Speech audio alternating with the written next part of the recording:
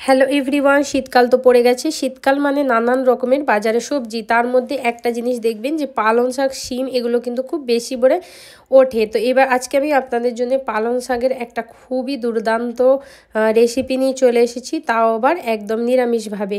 পুরো ভিডিওটা অবশ্যই দেখবেন, স্টেপগুলো ফলো করে তৈরি করবেন। এই নতুন ধরনের পালং শাকটা আপনারা যদি একবার খান, এর স্বাদ কিন্তু মুখে লেগে থাকবে।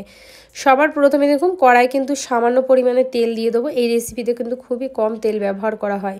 সাথে আমি দিয়ে দেবো 1 চামচ পরিমাণে 5 ফোড়ন আর 3টে শুকনো লঙ্কা দিয়ে হালকা করে একটুখানি ফোড়নটা ভেজে নেবো। ফোড়নটা যখন ভাজা হয়ে যাবে তখন কিন্তু এর মধ্যে দিয়ে দিতে হবে আলু। এখানে কিউব করে কেটে রেখেছি আমি আলুগুলোকে সব দিয়ে দেবো প্রথমে।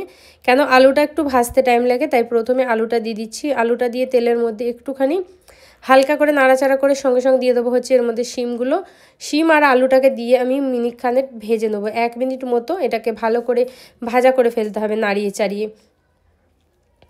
আর এটাকে প্রায় ভালো করে ভাজা হয়ে গেলে 1 মিনিট মতো এর মধ্যে এবার আমাদেরকে দিয়ে দিতে হবে 1/2 চামচ পরিমাণে হলুদের গুঁড়ো। এই রেসিপিটা আপনারা হলুদ গুঁড়ো ব্যবহার করবেন, দেখবেন খেতে খুবই ভালো হয়।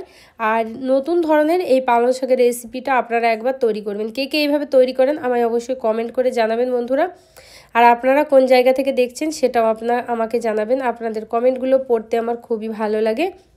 আরও আমি নতুন নতুন ভিডিও বানাতে উৎসাহী হই, তাই অবশ্যই আপনারা ভালো ভালো কমেন্ট করবেন।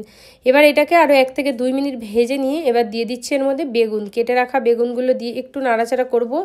বেগুনগুলো যেহেতু খুবই কচি, তাই বেগুনগুলো আমি কিন্তু দিয়েই এবার এর মধ্যে সরাসরি পালং শাকগুলো দিয়ে দেবো।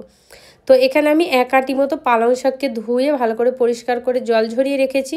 পালং শাকের বড় বড় পাতা ছিল, আমি শুধুমাত্র পাতাগুলো ব্যবহার করেছি, ডাঁটিগুলো কিন্তু ব্যবহার করিনি। এবার আমাদেরকে সব এর সাথে সবজির সাথে পালং শাকটাকে খুব ভালো করে আমাদের মিক্স করে ফেলতে হবে। সুন্দর করে পালং শাকটাকে মিক্স করা হয়ে গেলে এইবারে এটাকে আমাদেরকে ঢেকে দিতে হবে। ঢেকে প্রায় 5 মিনিট মতো লো মিডিয়াম ফ্লেমে রেখে দিলেই দেখবেন খুব সুন্দরভাবে জলটা ছেড়ে দেবে আর পালং শাকটাও কিন্তু সিদ্ধ হয়ে যাবে। দেখুন কি সুন্দর, কোনো রকম কিন্তু আমি এক্সট্রা জল এখনও পর্যন্ত ব্যবহার করিনি বন্ধুরা। পালং শাকের যে জলগুলো আছে সেইগুলোতেই কিন্তু এটা সুন্দরভাবে সিদ্ধ হচ্ছে। আর লো ফ্লেমে রেখে দিয়েছি, এর কারণে এটা সুন্দরভাবে জলটা বেরিয়ে গেছে। এবার এর মধ্যে দিয়ে দেবো কয়েকটা কাঁচা লঙ্কা ঝালের জন্য হালকা পরিমাণ, আর সাথে আমি দিয়ে দেবো হচ্ছে এখানে 2 চামচ মতো সর্ষে বাটা। আর সর্ষে বাটার এই বাটিটাকে ধুয়ে কিন্তু এই ছোট্ট বাটিটাতে আমি 1 বাটি জল দিচ্ছি। এর থেকে বেশি কিন্তু আমি আর একদম জল ব্যবহার করব না। শিলে আমি সর্ষেটা বেটে নিয়েছি, চাইলে আপনারা মিক্সি গ্রাইন্ডারেও কিন্তু সর্ষেটা বেটে নিতে পারেন। দিয়ে এটাকে খুব ভালো করে মিক্স করে ফেলবো। সুন্দর করে মেশানো হয়ে গেলে এবার এর মধ্যে আমি দিয়ে দেবো নুনটা আপনারা লাস্টে ব্যবহার করবেন। প্রথমে ব্যবহার করলে সবজিগুলো খুব বেশি গলে যাবে আর খেতে ভালো লাগবে না।